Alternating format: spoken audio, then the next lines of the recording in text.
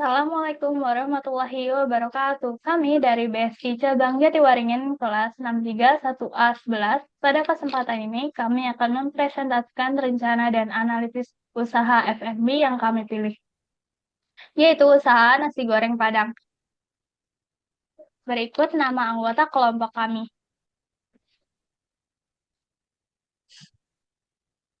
Pose with the fans.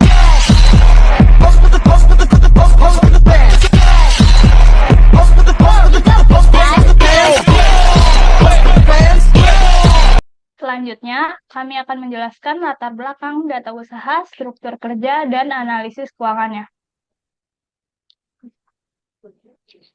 Cara membuat PT. Perusahaan ini berbentuk perseroan terbatas atau PT karena PT memiliki keunggulan seperti 1. Tanggung jawab terbatas, artinya aset pribadi para pemegang saham terpisah sepenuhnya dari aset perusahaan. 2. Akses pendanaan lebih mudah. Dengan struktur legal yang jelas, PT jauh lebih kredibel di mata perbankan dan investor. Ini membuka pintu lebih lebar untuk mendapatkan pinjaman atau menarik investasi besar. 3. Legalitas yang kuat. PT memberikan hukum terkuat bagi perusahaan. Ini penting untuk membangun kepercayaan dengan klien besar dan mitra bisnis. 4. Cocok untuk usaha jangka panjang. Karena PT didesain untuk skalabilitas dan keberlanjutan. Ini memungkinkan perusahaan terus beroperasi meskipun terjadi penggantian pemilik atau manajemen. Lalu, cara membuat PT secara praktis yaitu 1. Menentukan nama PT, yaitu memastikan nama PT yang diajukan disetujui dan belum digunakan. 2. Membuat akta pendirian di notaris. Ini adalah inti pendirian di mana notaris akan merumuskan anggaran dasar perusahaan. 3. Mengurus SK Kemenkumham, yaitu mengajukan pengesahan status badan hukum ke Kementerian Hukum dan HAM.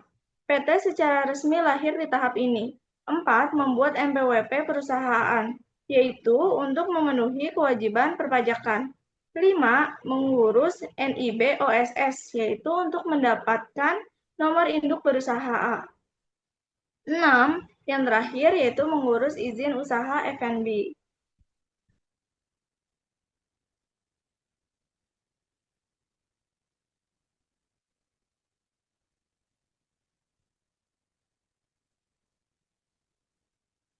Selanjutnya, nama usaha, logo, lokasi, dan jam operasional. Nama usahanya yaitu nasi goreng Padang yang berlogo di sebelah kiri dan berlokasi di Jalan Bukit Kencana nomor 7, Jatimakmur, Pondok Gede, Kota Bekasi, Jawa Barat. Jam operasinya yaitu 17.30 sampai 23.00 WIB.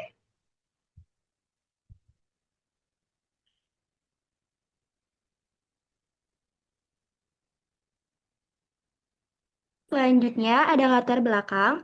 Usaha ini berawal dari kondisi perekonomian yang sulit. Hal inilah yang memunculkan ide untuk membuka usaha kuliner yang murah, merakyat, dan selalu dicari, yaitu nasi goreng. Pada awal mulai berjualan, kami menggunakan modal terbatas, yaitu sebuah gerobak atau etalase dengan biaya awal sekitar 5 juta. Penjualan awalnya hanya laku 1 atau 2 porsi per hari.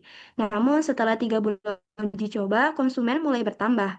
Selama 1 tahun pertama, usaha ini sudah stabil, dan kini setelah berjalan 2 tahun, omset harian mencapai rata-rata 500.000. Meskipun kadang lebih rendah, tergantung kondisi. Keuntungan harian cukup untuk memenuhi kebutuhan sehari-hari, dan modal usaha kembali setelah sekitar 1 tahun.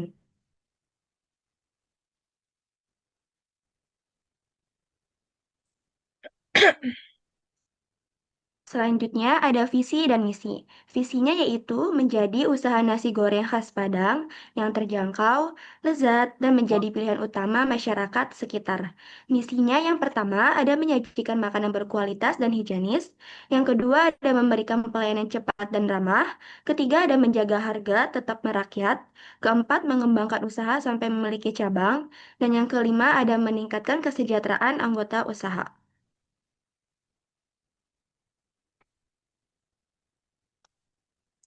Lalu di sini ada struktur organisasi. Yang pertama, direktur utama, yaitu Gita. Tugasnya mengawasi seluruh jalannya usaha, mengambil keputusan penting, mengatur strategi bisnis.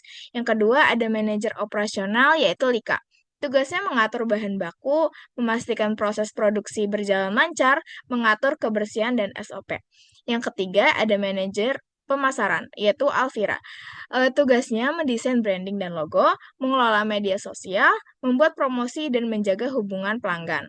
Dan yang terakhir, ada manajer keuangan yaitu Violina. Tugasnya mengelola pemasukan dan pengeluaran, mencatat omset dan biaya harian. Yang terakhir, menghitung keuntungan dan modal.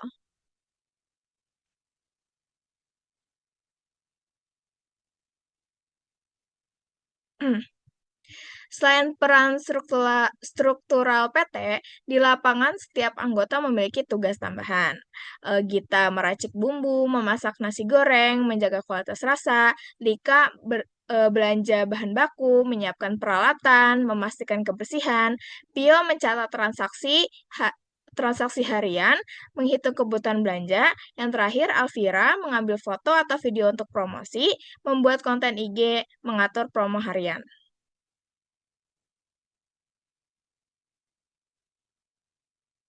Selanjutnya ada keuangan usaha. Berikut adalah rincian dasar perhitungan nasi goreng per hari.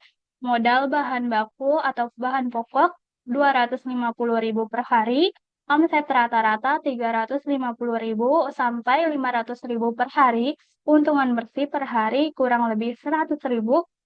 Jika dihitung, keuntungan bulanan 100.000 dikali 30 adalah 3 juta. Modal awal 5 juta, estimasi balik modal sekitar 1 tahun sesuai real pengalaman usaha.